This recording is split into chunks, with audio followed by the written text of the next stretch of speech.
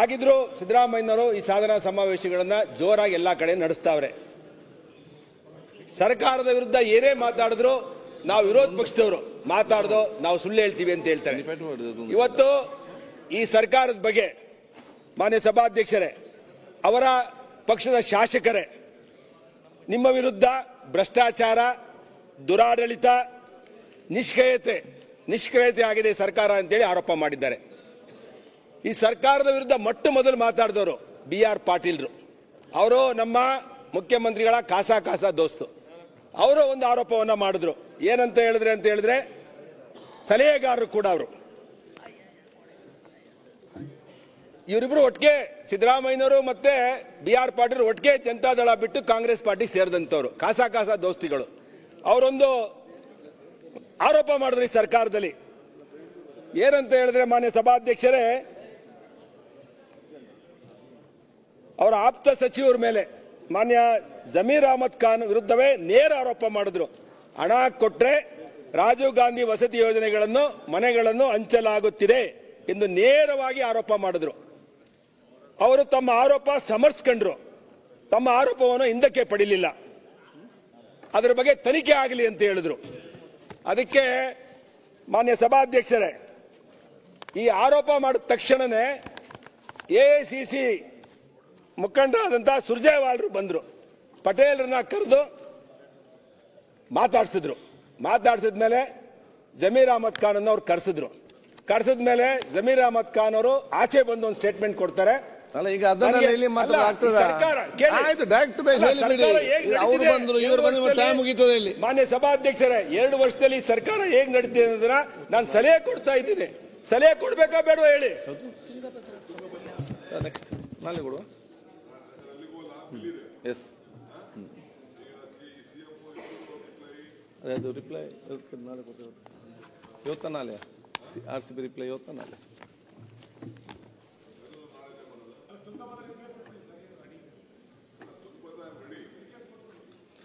ಒಂದು ಸೆಕೆಂಡ್ ಆಗಲಿ, ಮಾತಾಗಲಿ. ಸುರ್ಜೇವಾಲರಿಂದ ಭೇಟಿ ಮಾಡಿ ಈಚೆಗೆ ಬಂದ್ಮೇಲೆ ಜಮೀರ್ ಖಾನ್ ಸ್ಟೇಟ್ಮೆಂಟ್ ಕೊಡ್ತಾರೆ. ಏನ್ ಮಾನ್ಯ ಸಭಾಧ್ಯಕ್ಷರೇ, ನನಗೆ ಸುರ್ಜೇವಾಲರು ನಂಬರ್ 1 ಸಚಿವ ಎಂದು ಶಬಾಷ್ಗಿರಿ ಕೊಟ್ರು ಅಂತೇಳಿ. ಅದಕ್ಕೆ ನಮ್ಮ ರಾಜಕೀಯ ಸಲಹೆಗಾರರಿಂದ ಪಾಟೀಲ್ ಹೇಳ್ತಾರೆ, ಅವ ಯಾವ ದೊಡ್ಡ ಮನುಷ್ಯ ಬಿಡ್ರಿ ಅಂತಾರೆ. ಏನ್ ಸರ್, ಮಾನ್ಯ ಸಭಾಧ್ಯಕ್ಷರೇ ಪ್ರತಿಕ್ರಿಯೆ ಕೊಡ್ತಾರೆ. ಸಿದ್ದರಾಮಯ್ಯನವರ ಸರ್ಕಾರಕ್ಕಿಂತ ಇಷ್ಟು ದೊಡ್ಡ ಶಿಫಾರಸು ಇನ್ನೊಂದು ಬೇಕಾ? ಮಾನ್ಯ ಸಭಾಧ್ಯಕ್ಷರೇ, ಬೆಂಗಳೂರು ಅಭಿವೃದ್ಧಿ ಸರ್ಕಾರ ನಡೀತಿದೆ ಅನ್ನೋದು ನಾನು ಹೇಳ್ತಾ ಇದ್ದೀನಿ.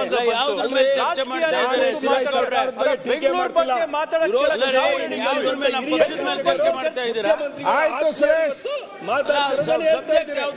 ಮಾತಾಡ್ಬೇಕು ಅಂತ ಹೇಳ್ತೇವೆ. ಅಲ್ರಿ, ನಿಮ್ ಸರ್ಕಾರ ಆಯ್ತು, ಯಾರ್ಯಾರು ಏನೇನ್ ಮಾತಾಡಿದಾರೆ ಅಂತ ಹೇಳ್ಬೇಕಲ್ಲಪ್ಪ. ಓಕೆ, ಅಲ್ಲ ನಾವ್ ಹೇಳ್ಬಾರ್ದು ಅಂದ್ರೆ ಹೇಳಿ. ಆಯ್ತು, ಟೈಮ್ ಆಯ್ತಲ್ಲ, ಮುಗಿತಿರಲ್ಲ. ಇವತ್ತು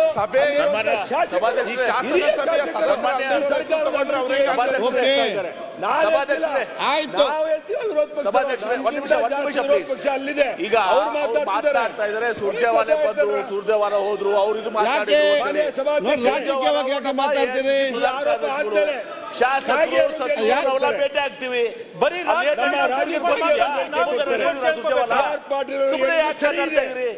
ರಾಜ್ಯದಲ್ಲಿ ಆಡಳಿತ ಯಂತ್ರ ಸಂಪೂರ್ಣ ಕುಸಿದಿದೆ. ಬಡದು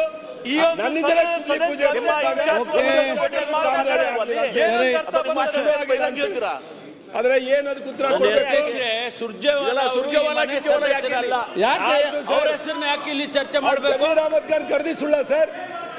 ಈ ಮನೆ ಸದಸ್ಯರು ಈಗ ನೀವು ಚರ್ಚೆ ಮಾಡುವ ರಾಜಕೀಯವಾಗಿ ಯಾಕೆ ಮಾತಾಡಬೇಕು?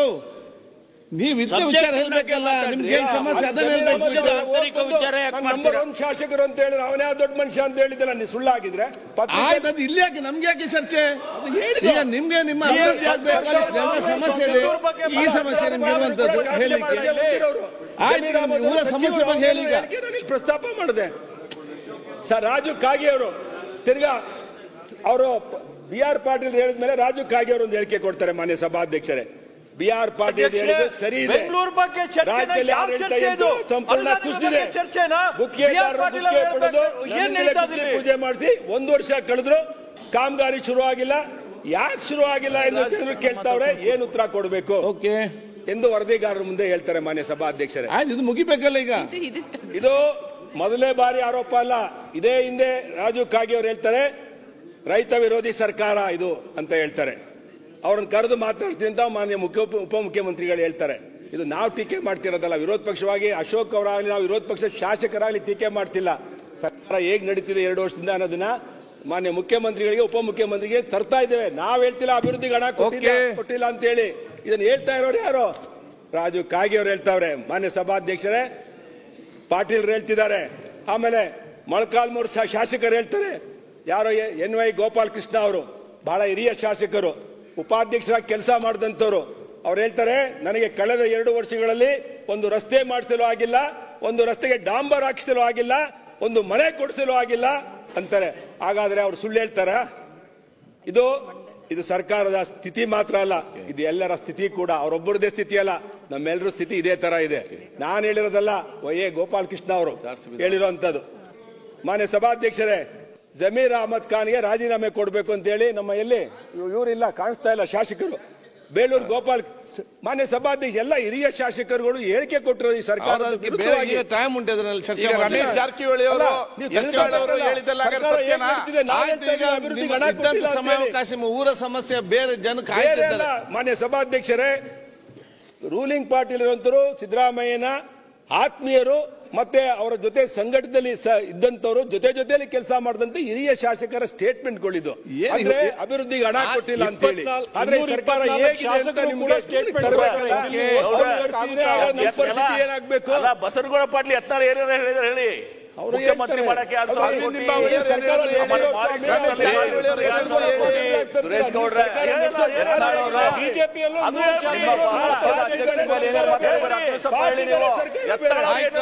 ನಿಮ್ಮ ಪಕ್ಷದ ಅಧ್ಯಕ್ಷ ಮೇಲೆ ಗೋಪಾಲ ಕೃಷ್ಣ ಅವರು ಹೇಳ್ತಾರೆ, ನಾನು ನನ್ನ ಕ್ಷೇತ್ರಕ್ಕೆ ಹೋಗಿ ಸ್ಥಿತಿಯಲ್ಲಿಲ್ಲ.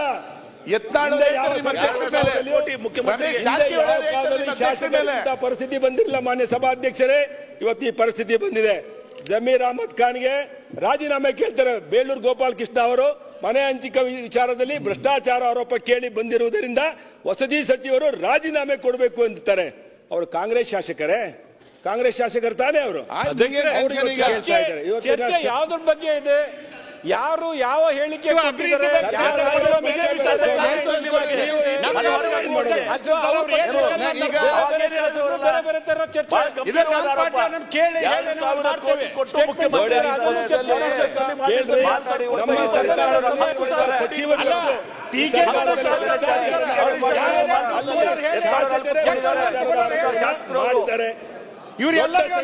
ಬಹಿರಂಗವಾಗಿ ಮಾತಾಡಿದ್ದಾರೆ. ಕಾಂಗ್ರೆಸ್ನಲ್ಲಿ ದೊಡ್ಡ ನಾಯಕರುಗಳು ಬಹಿರಂಗವಾಗಿ ಕಾಂಗ್ರೆಸ್ ಪಕ್ಷದಲ್ಲಿ ಮಾತಾಡಿದ್ದಾರೆ ಸಚಿವರ ಬಗ್ಗೆ, ಶಾಸಕರುಗಳು.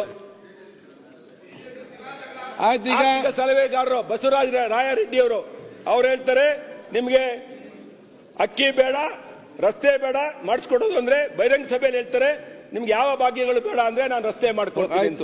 ನಾವೇನು ಯಲಬುರ್ಗಿ ವಿಧಾನಸಭಾ ಕ್ಷೇತ್ರದ ಜನ ನಮ್ಗೆ ಕೇಳಿದ್ರ ಭಾಗ್ಯನ ಅಂತ ಹೇಳ್ತಾರೆ. ಹಾಗಾದ್ರೆ ಏನರ್ಥ ಅದಕ್ಕೆ? ತಿರ್ಗಾ ಮಾಧ್ಯಮದವ್ರು ಕೇಳಿ ನನಗೆ ಗೊತ್ತಿಲ್ಲ ಅಂತಾರೆ.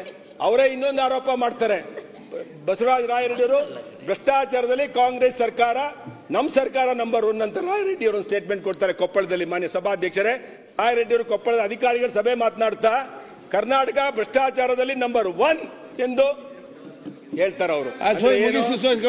ಅಲ್ಲ, ಏನಿದು ಸರ್ಕಾರ ನಡೆಸ್ತಾರೆ?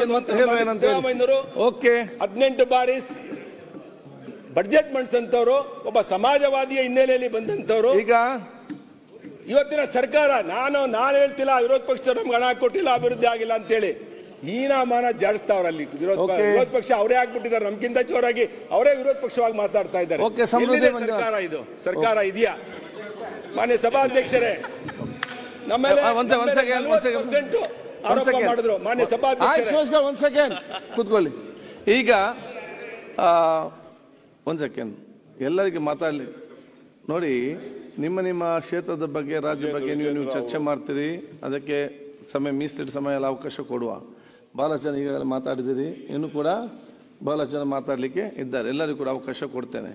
ಈಗ ಒಂದೇನಿದೆ ಅಂತ ಹೇಳಿದರೆ, ನಮ್ಮ ತುಂಗಭದ್ರಾ ನಮ್ಮ ಏನು ನಿನ್ನೆ ಆದಂಥ ಚರ್ಚೆ ಬಗ್ಗೆ ಒಂದು ಉತ್ತರ ಕೊಡಲಿಕ್ಕಿದೆ, ಮತ್ತೆ ಉಪಮುಖ್ಯ ಬೇರೆ ಕಡೆ ಹೋಗ್ಲಿಕ್ಕಿದೆ. ಮುಖ್ಯಮಂತ್ರಿ ನಾಳೆ ಆರ್ಸಿಬಿ ಉತ್ತರ ಕೊಡ್ತಾರೆ. ಇವರು ವಿಜೇಂದ್ರ ಅವರು ರೈಸ್ ಮಾಡಿದ್ರು. ಹೌದಾ? ಬಂದು ಆಯ್ತು, ನೀವು ಒಂದು ಸೆಕೆಂಡ್. ಅದಕ್ಕಿಂತ ನಿಲ್ಲಿಯಪ್ಪ, ಅದಕ್ಕಿಂತ ಮುಂಚೆ ಒಂದು ಬಿಲ್ ಒಂದು ಮಂಡನೆ ಇದೆ, ಮಂಡನೆ ಮಾಡ್ತೀನಿ. ಅಲ್ಲ, ಮಂಡನೆ ಮಾತ್ರ. ಸಚಿವ ಪ್ರಸ್ತಾವ ಮಂಡಿಸುವುದು. ಮಾನ್ಯ ಅಧ್ಯಕ್ಷರೇ, 20-25ನೇ ಸಾಲಿನ ಕರ್ನಾಟಕ ಜನಸಂದಣಿ ನಿಯಂತ್ರಣ ಕಾರ್ಯಕ್ರಮಗಳು ಮತ್ತು ಗುಂಪುಗೂಡುವ ಸ್ಥಳಗಳಲ್ಲಿ ಜನಸಂದಣಿಯ ನಿರ್ವಹಣೆ ಈ ವಿಧೇಯಕವನ್ನು ಮಂಡಿಸಲು ಅನುಮತಿ ಕೋರುತ್ತೇನೆ. ಪ್ರಸ್ತಾವನೆ ಮಂಡಿಸಲಾಯಿತು. ಈಗ ಪ್ರಸ್ತಾವನೆ ಸಭೆ ಮತಕ್ಕೆ ಹಾಕುತ್ತೇನೆ. ಪ್ರಸ್ತಾವ ಹೀಗಿದೆ: 2020 ಸಾಲಿನ ಕರ್ನಾಟಕ ಜನಸಂದಣಿ ನಿಯಂತ್ರಣ ಕಾರ್ಯಕ್ರಮಗಳು ಮತ್ತು ಗುಂಪುಗೂಡುವ ಸ್ಥಳಗಳಲ್ಲಿ ಜನಸಂದಣಿಯ ನಿರ್ವಹಣೆ ವಿಧೇಯಕವನ್ನು ಮಂಡಿಸಲು ಸಭೆ ಅನುಮತಿ ನೀಡಬೇಕು. ಪ್ರಸ್ತಾವದ ಪರವಾಗಿರುವ ಹೌದು ಎಂದು ಸೂಚಿಸಬೇಕು. ಪ್ರಸ್ತಾವದ ವಿರೋಧವಾಗಿರುವ ಇಲ್ಲ ಎಂದು ಸೂಚಿಸಬೇಕು. ಪ್ರಸ್ತಾವ ಹೌದನ ಪರವಾಗಿದೆ ಎಂದು ಭಾವಿಸುತ್ತೇನೆ. ಪ್ರಸ್ತಾವ ಹೌದನ ಪರವಾಗಿದೆ. ಪ್ರಸ್ತಾವ ಅಂಗೀಕೃತವಾಗಿದೆ. ಮಾನ್ಯ ಸಚಿವರು, ವಿಧೇಯಕವನ್ನು ಮಂಡಿಸುತ್ತಿದ್ದೇನೆ. ವಿಧೇಯಕ ಮಂಡಿಸಲಾಗಿದೆ. ಎರಡನೇದು ಈಗ ಕನ್ವೇನರ್, ಲಿಫ್ಟ್ ಕನ್ವೇನರ್ ಬಿಲ್. ಸಭಾಧ್ಯಕ್ಷರೇ, 20-25 ಸಾಲಿನ ಕರ್ನಾಟಕ ಲಿಫ್ಟ್ಗಳು, ಎಸ್ಕಲೇಟರ್ಗಳು ಮತ್ತು ಪ್ಯಾಸೆಂಜರ್ ಕನ್ವೇಯರ್ಗಳ ತಿದ್ದುಪಡಿ ವಿಧೇಯಕವನ್ನು ಮಂಡಿಸಲು ಅನುಮತಿ ಕೋರುತ್ತೇನೆ. ಪ್ರಸ್ತಾವನೆ ಮಂಡಿಸಲಾಯಿತು. ಈಗ ಪ್ರಸ್ತಾವನೆ ಸಭೆ ಮತಕ್ಕೆ ಹಾಕುತ್ತೇನೆ. ಪ್ರಸ್ತಾವ ಹೀಗಿದೆ: 20-25 ಸಾಲಿನ ಕರ್ನಾಟಕ ಲಿಫ್ಟ್ಗಳ, ಎಸ್ಕಲೇಟರ್ಗಳ ಮತ್ತು ಪ್ಯಾಸೆಂಜರ್ ಕನ್ವೇಯರ್ಗಳ ತಿದ್ದುಪಡಿ ವಿಧೇಯಕವನ್ನು ಮಂಡಿಸಲು ಸಭೆ ಅನುಮತಿ ನೀಡಬೇಕು. ಪ್ರಸ್ತಾವದ ಪರವಾಗಿರುವ ಹೌದು ಎಂದು ಸೂಚಿಸಬೇಕು. ಪ್ರಸ್ತಾವದ ವಿರೋಧವಾಗಿರುವ ಇಲ್ಲ ಎಂದು ಸೂಚಿಸಬೇಕು. ಪ್ರಸ್ತಾವ ಹೌದನ ಪರವಾಗಿದೆ ಎಂದು ಭಾವಿಸುತ್ತೇನೆ. ಪ್ರಸ್ತಾವ ಹೌದನ ಪರವಾಗಿದೆ. ಪ್ರಸ್ತಾವ ಅಂಗೀಕೃತವಾಗಿದೆ. ಮಾನ್ಯ ಸಚಿವರು. ಸನ್ಮಾನ್ಯ ಸಭಾಧ್ಯಕ್ಷರೇ, ವಿಧೇಯಕವನ್ನು ಮಂಡಿಸುತ್ತದೆ. ವಿಧೇಯಕ ಮಂಡಿಸಲಾಗಿದೆ. ಭೂ ಕಂದಾಯ ಎರಡನೇ ತಿದ್ದುಪಡಿ. 20-25ನೇ ಸಾಲಿನ ಕರ್ನಾಟಕ ಭೂ ಕಂದಾಯ ಎರಡನೇ ತಿದ್ದುಪಡಿ ವಿಧೇಯಕವನ್ನು ಮಂಡಿಸಲು ಅನುಮತಿ ಕೋರುತ್ತೇನೆ. ಪ್ರಸ್ತಾವನೆ ಮಂಡಿಸಲಾಯಿತು. ಈಗ ಪ್ರಸ್ತಾವನೆ ಸಭೆ ಮತಕ್ಕೆ ಹಾಕುತ್ತೇನೆ. ಪ್ರಸ್ತಾವ ಹೀಗಿದೆ: 2020 ಸಾಲಿನ ಕರ್ನಾಟಕ ಭೂ ಕಂದಾಯ ಎರಡನೇ ತಿದ್ದುಪಡಿ ವಿಧೇಯಕವನ್ನು ಮಂಡಿಸಲು ಸಭೆ ಅನುಮತಿ ನೀಡಬೇಕು. ಪ್ರಸ್ತಾವದ ಪರವಾಗಿರುವ ಹೌದು ಎಂದು ಸೂಚಿಸಬೇಕು. ಪ್ರಸ್ತಾವ